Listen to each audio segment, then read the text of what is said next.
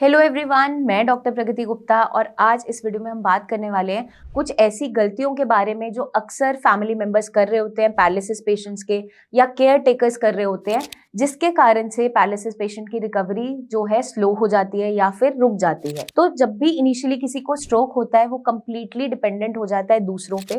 जो काम daily routine का वो खुद से कर पा रहा होता है वो दूसरे जनों पे वो डिपेंडेंट होता चला जाता है, जिसके रहते हुए पेशेंट बहुत ज्यादा फ्रस्ट्रेटेड होने लगता है, इरिटेबल हो जाता है, टोटली छोटे छोटे कामों के लिए दूसरों पे डिपेंडेंट हो जाता है।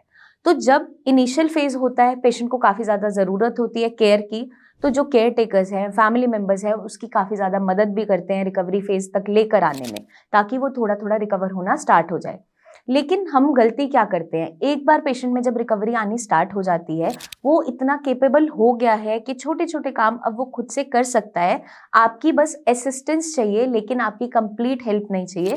तो वहां पे क्या होता है, हमें आदत हो जाती है उसे कंप्लीटली हेल्प करने की। असिस्टेंस ना देते हुए हम उसके सारे छोटे छोटे काम जो अब खुद वो कर सकता है वो हम ही कर रहे होते हैं। उसके रहते हुए पेशेंट को आदत पड़ जाती है और जो काम वो इजीली कर सकता है वो भी अब नहीं कर रहा होता है, क्योंकि हमारे पास पेशेंट्स आते हैं, वो बोलने की प्रैक्टिस कर रहे होते हैं, वो शब्द निकाल भी रहे हैं, वो बोल भी पा रहे हैं, लेकिन क्योंकि घर वाले अब उनके इशारे समझ जाते हैं कि कब इन्हें पानी चाहिए, कब इन्हें वॉशरूम जाना है, कब इन्हें सोना है, तो वो एक्स्ट्रा जो केयर मिलती है उन्हें, उसके कारण से उनकी रिकवरी स्लो हो जाती है। तो मैं सबसे पहले उन्हें क्या समझाती हूँ कि आप जब भी ये कुछ मांगेंगे, आप ये बोल रहे हैं, आप समझ पा रहे हैं, तो इनसे एफर्ट लगवाइए। ये ब्रेन के अंदर जो नेटवर्किंग है उसको स्ट्रॉन्ग करेगा, इनकी रिकवरी में मदद करेगा। तो आपको अपने पेशेंट को असिस्ट जरूर करना है, क्योंकि कई बार ये होता है कि वॉशरूम तक जा रहे हैं तो गिरने के चांसेस तो नहीं है या चोट तो नहीं लगी, आपको वहां पे खड़े रहना है। लेकिन जो काम वो छोटे छोटे खुद कर पा रहे हैं कंप्लीटली अपने गाइडेंस के अंडर या असिस्टेंस के अंडर आप उन्हें करने देंगे, ताकि उनकी जो नेटवर्किंग है ब्रेन की स्ट्रांग होती रहे और वो दोबारा से अच्छे से खुद से अपना काम करने लायक हो जाए। अब नेक्स्ट हम गलती जो करते हैं वो है न्यूट्रिशन को लेकर। अब न्यूट्रिशन को लेकर हम क्या गलती करते हैं, या तो हम पेशेंट को बहुत ज्यादा परहेज करवा रहे होते हैं या कुछ भी खिला रहे होते हैं, क्योंकि डॉक्टर ने तो बोला था कि पेशेंट की डाइट का आपको ध्यान रखना है, न्यूट्रिशियस डाइट देनी है। लेकिन घर वाले क्या होता है, ओवर प्रिकॉशन को लेते हुए कई बार या तो बिल्कुल उबला उबला खाना खिला रहे होते हैं, बिना नमक के खिला रहे होते हैं। क्योंकि पेशेंट्स मेरे पास आते हैं क्लिनिक में, मैं उनसे पूछती हूँ आपको भूख लग रही है? हाँ जी मैम भूख तो लग रही है। पेट से भूख महसूस हो रही है? बिल्कुल हो रही है। लेकिन खाना सामने आते ही हमारी भूख खत्म हो जाती है और हम खाना नहीं खा पा रहे होते हैं। उसके रहते हुए क्या होता है, पेशेंट में वीकनेस जनरेट होती है और चलने फिरने की, एक्सरसाइज करने की ताकत नहीं रहती। अब ऐसा क्यों होता है? क्योंकि जो डेली बेसिस पे उन्हें खाना मिल रहा है उबला उबला या कम नमक का, बिना नमक का, वो खा नहीं पा रहे, उन्हें अच्छा नहीं लग रहा।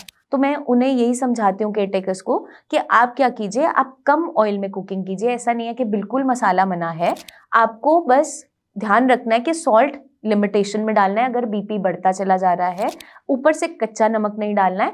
कम मात्रा में आप ऑलिव ऑयल का इस्तेमाल कर सकते हो, सरसों का तेल का यूज कर सकते हो, कैनोला यूज कर सकते हो, बट आपको डीप फ्राइंग नहीं करनी। आप नॉनस्टिक तवे पे कुकिंग करो या फिर एयर फ्राइज का इस्तेमाल कर सकते हैं।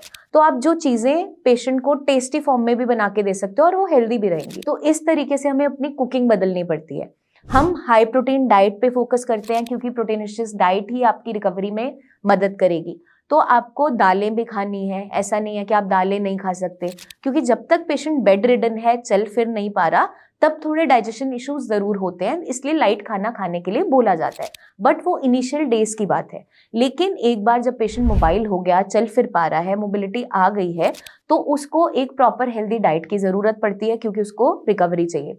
तो उसमें हम सूप्स दे सकते हैं, या खाने में अच्छे से जो आप दालें बना रहे हो उसमें हींग जीरा का इस्तेमाल करो, ताकि उन्हें गैस्ट्रिक इश्यूज ना बने।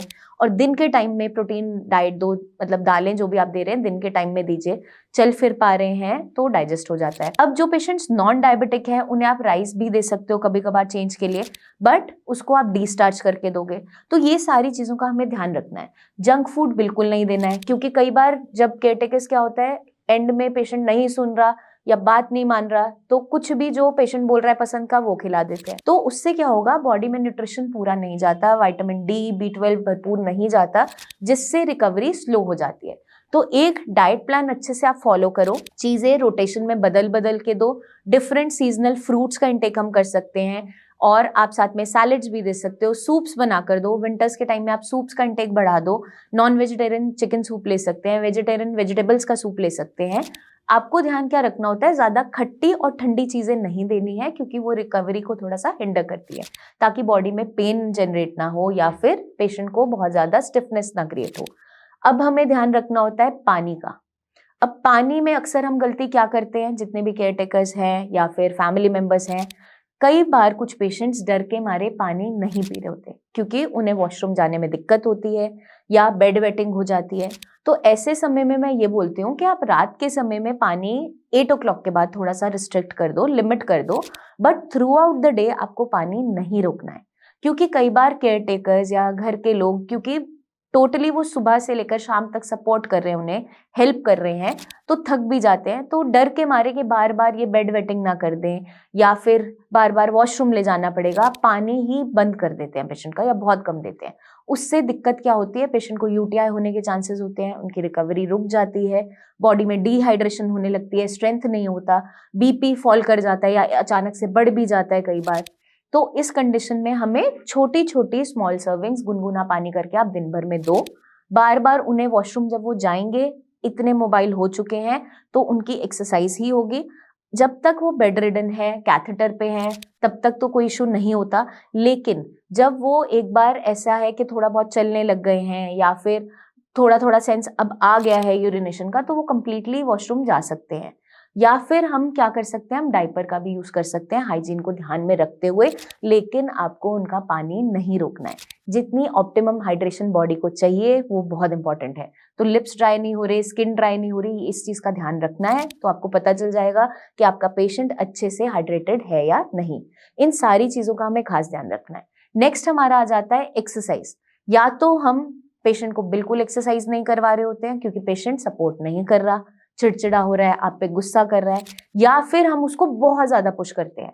तो मेरे पास दोनों ही कंप्लेंट्स पेशेंट की आती है कि मैम हम एक दिन में इतनी एक्सरसाइज करा दी जाती है कि नेक्स्ट डे हमें बहुत दर्द होता है। या फिर कुछ पेशेंट्स होते हैं कि मैम हम एक्सरसाइज कर ही नहीं पा रहे हैं। तो आपको एक ऑप्टिमम अमाउंट में एक्सरसाइज करानी है, मतलब पेशेंट जहाँ पे खुद से एफर्ट लगा पा रहा है वो खुद का एफर्ट लगाएगा। एक्टिव एक्सरसाइजेस पे फोकस रहेगा जहाँ पे पेशेंट की खुद का दम लग रहा है। जब तक पैसिव एक्सरसाइजेस तब तक के लिए होती है जब तक पेशेंट बेड रिडन है, मतलब आपका एफर्ट ज्यादा लगता है। तो आपको वो धीरे धीरे असेस करना है कि आपका पेशेंट अब कितना केपेबल हो गया है, और उसके रहते हुए उसको खुद से एक्सरसाइजेस पे फोकस करने के लिए कहना है। तो ये सारी चीजें अगर हम अपनाते हैं तो डेफिनेटली पेशेंट की रिकवरी बूस्ट हो जाती है। प्लस हमें ध्यान रखना है कि पेशेंट को एक नेगेटिव अप्रोच नहीं देना, क्योंकि कई बार हमें क्या लगता है कि अब तो ये ठीक नहीं हो सकते, हम उनके मुंह पे बोल देते हैं कि अब आप ठीक नहीं होगे कभी। तो वो एक नेगेटिव इम्पैक्ट डालता है पेशेंट के ब्रेन पे।